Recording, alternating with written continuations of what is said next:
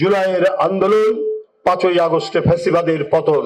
তাই বন্ধুরা আমার, এই সমস্ত কিছু নির্মাণ, এই সমস্ত কিছুর যে ভিত্তিভূমি যিনি রচনা করেছেন তিনি তারেক রহমান।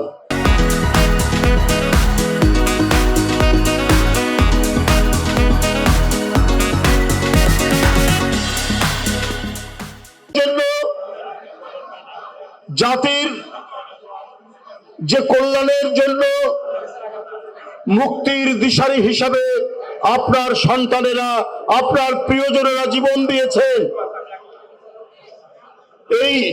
এই আত্মহুতি এবং তাদের দেহের যে অংশ তাদের কাছ থেকে বিচ্ছিন্ন হয়ে গেছে, পঙ্গু হয়েছেন, এই দান, এই অবদান আমরা কি করে এটার প্রতিদান দিব?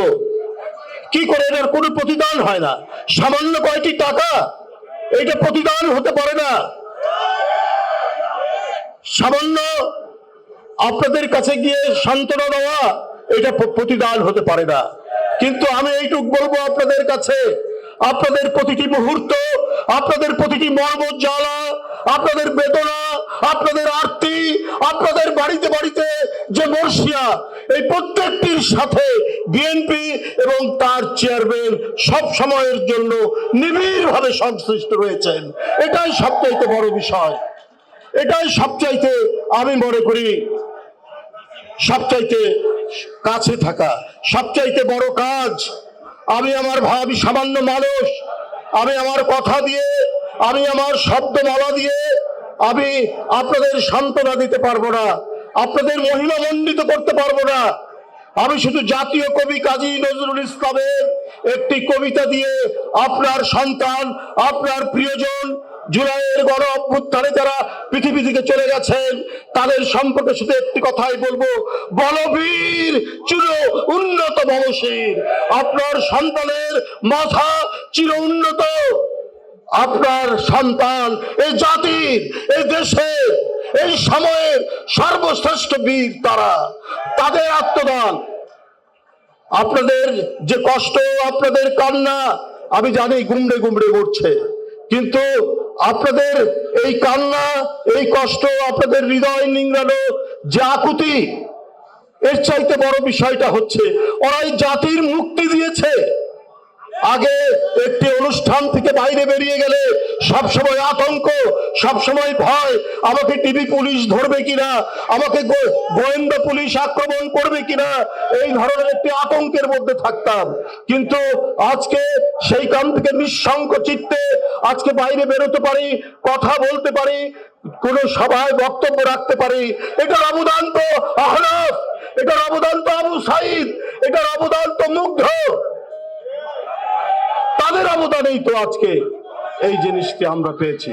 বন্ধুরা, আমরা ছেলেবেলায়, আমরা যখন কলেজে পড়ি, একটি ইংরেজি কবিতা পড়েছিলাম আলফ্রেড টেনিসনের, half a league, half a league, half a league onward, all into the valley of death। তারা মৃত্যুর যে মহিমান্বিত রূপ দেখেছি জুলাই। মুগ্ধ বলছে পানি লাগবে, তার বুকের মধ্যে গুলি ফুটছে একটার পর একটা, তারপরেও সে বলছে পানি লাগবে, পানি, তার সতীর্থদের জন্য পানি নিয়ে এগিয়ে যাচ্ছে। অর্থাৎ চারিদিকে গুলি, চারিদিকে লাশ, ওর মধ্যে দিয়ে সে এগিয়ে যাচ্ছে ওই কবিতাটির মতো, যে কি বলে, যে সেই মৃত্যুর উপত্যকা দিয়ে হেঁটে যাচ্ছে, কিন্তু তার আর হাফ এ লিগ, আর অল্প দূরত্বে পরেই সে তার গন্তব্যে পৌঁছাবে। এইটা হচ্ছে আকাঙ্ক্ষা, এইটা তারা তাদের হৃদয়ের মধ্যে ধারণ করেছিল, ধারণ করেছে বলেই সে মৃত্যুকে জয় করেছে, সে মৃত্যুকে জয় করে গোটা জাতির মুক্তি এনে দিয়েছে।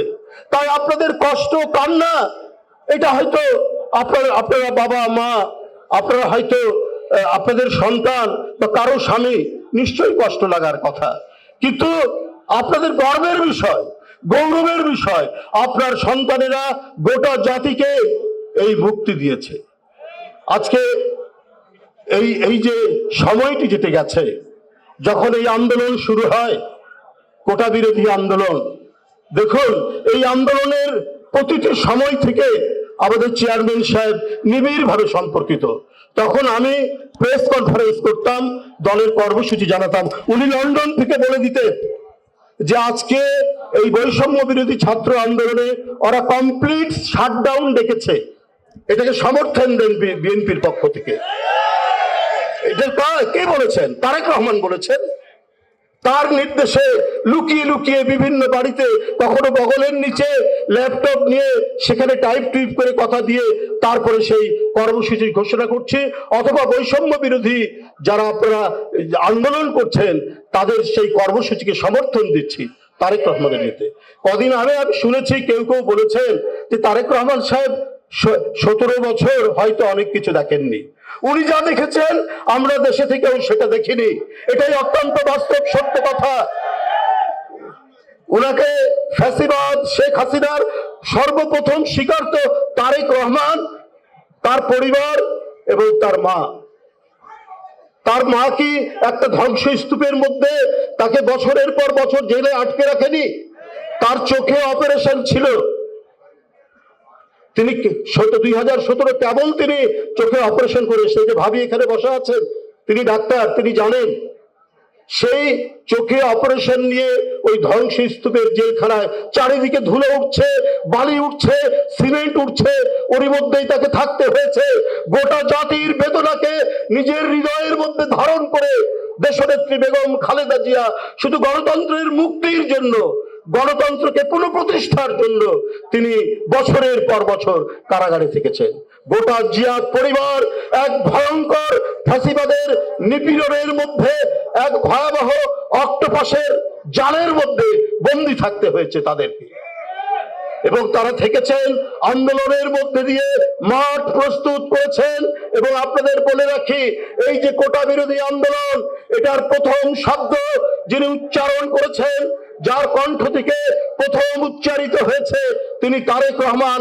লন্ডনে 2014 সালে তিনি এই কোটা কমানোর জন্য বা কোটা বাতিলের জন্য তিনি বাংলাদেশিদের একটি সমাবেশে প্রথম বক্তব্য রেখেছিলেন তারেক রহমান, যে পথ বেয়ে 2018 সালে কোটা বিরোধী আন্দোলন, এবং সেটা ক্রমান্বয়ে এগিয়ে গিয়ে